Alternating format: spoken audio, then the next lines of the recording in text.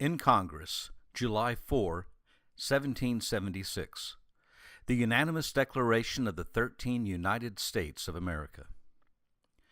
When in the course of human events it becomes necessary for one people to dissolve the political bands which have connected them with another, and to assume among the powers of the earth the separate and equal station to which the laws of nature and of nature's God entitle them, a decent respect to the opinions of mankind requires that they should declare the causes which impel them to the separation.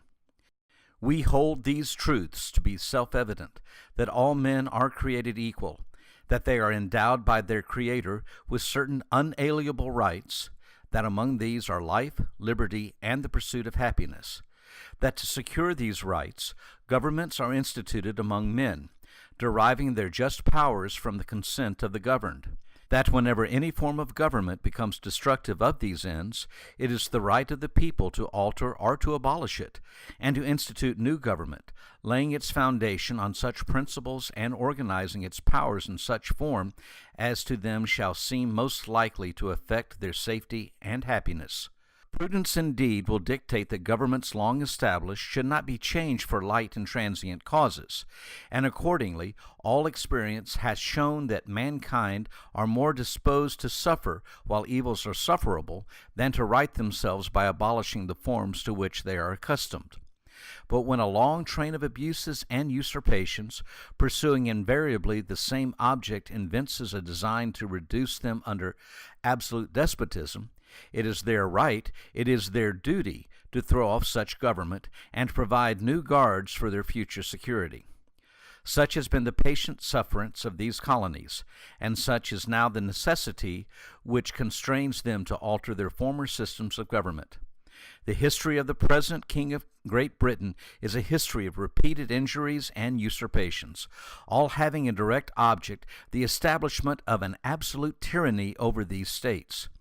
To prove this, let facts be submitted to a candid world. He has refused his assent to laws, the most wholesome and necessary for the public good. He has forbidden his governors to pass laws of immediate and pressing importance, unless suspended in their operation until his assent should be obtained, and when so suspended, he has utterly neglected to attend to them.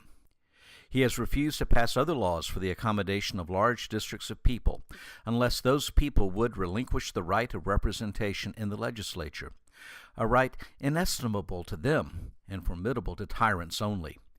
He has called together legislative bodies at places unusual, uncomfortable, and distant from the depository of their public records, for the sole purpose of fatiguing them into compliance with his measures.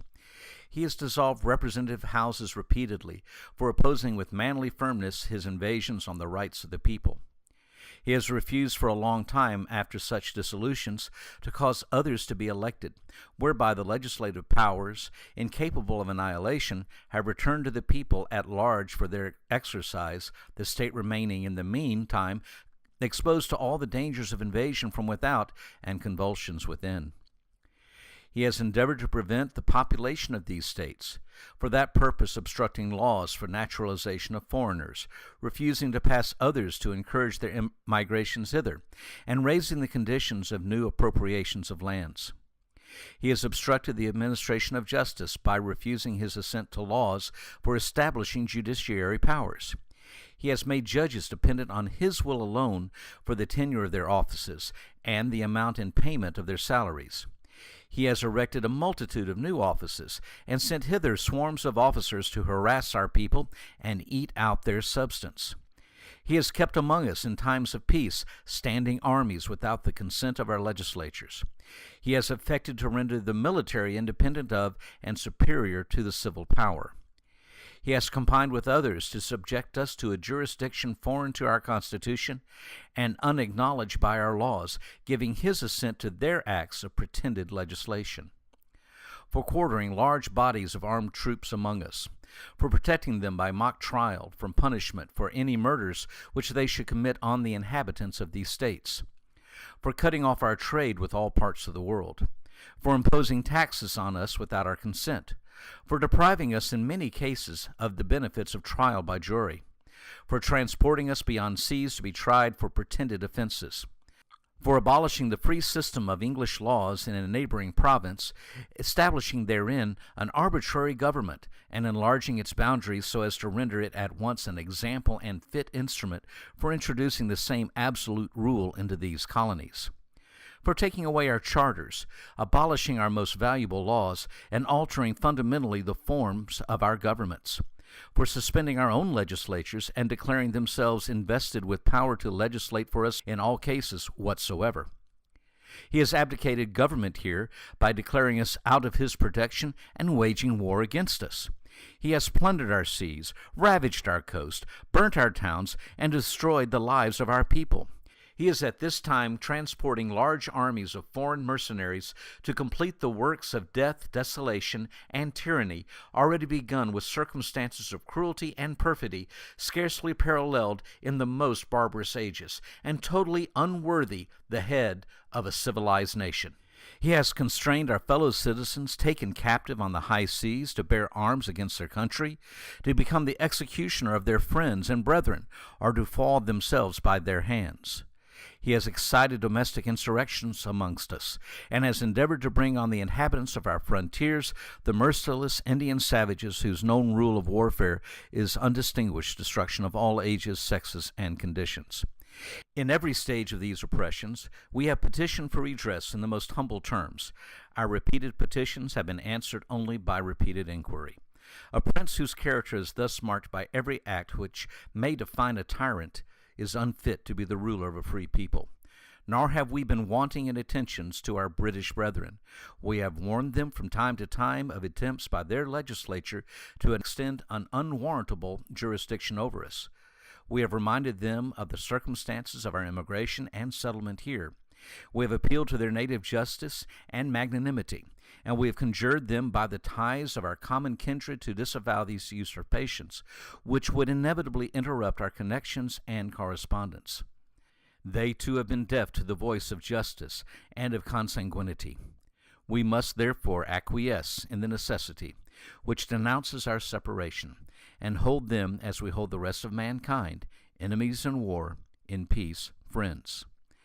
We, therefore, the representatives of the United States of America in General Congress, assembled, appealing to the Supreme Judge of the world for the rectitude of our intentions, do, in the name and by the authority of the good people of these colonies, solemnly publish and declare that these united colonies are, and of right ought to be, free and independent states, that they are absolved from all allegiance to the British Crown, and that all political connection between them and the state of Great Britain is and ought to be totally dissolved, and that as free and independent states they have the full power to levy war, conclude peace, contract alliances, establish commerce, and to do all other acts and things which independent states may of right do.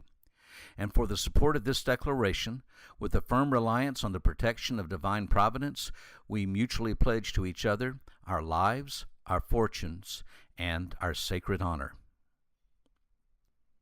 Those who signed the Declaration of Independence: Georgia, Button Gwinnett, Lyman Hall, George Walton. North Carolina, William Hooper, Joseph Hughes, John Penn. South Carolina, Edward Rutledge, Thomas Hayward Jr., Thomas Lynch Jr., Arthur Middleton. Massachusetts, John Hancock. Maryland, Samuel Chase, William Paca, Thomas Stone, Charles Carroll of Carrollton. Virginia, George Wythe, Richard Henry Lee, Thomas Jefferson, Benjamin Harrison, Thomas Nelson Jr., Francis Lightfoot Lee, Carter Braxton. Pennsylvania, Robert Morris, Benjamin Rush, Benjamin Franklin, John Morton, George Clymer, James Smith, George Taylor, James Wilson, George Ross. Delaware, Caesar Rodney, George Reed, Thomas McKean. New York, William Floyd, Philip Livingston, Francis Lewis, Lewis Morris. New Jersey, Richard Stockton, John Witherspoon, Francis Hopkinson, John Hart, Abraham Clark. New Hampshire, Josiah Bartlett, William Whipple. Massachusetts, Samuel Adams, John Adams, Robert Treat Paine, Elbridge Gerry. Rhode Island, Stephen Hopkins, William Ellery.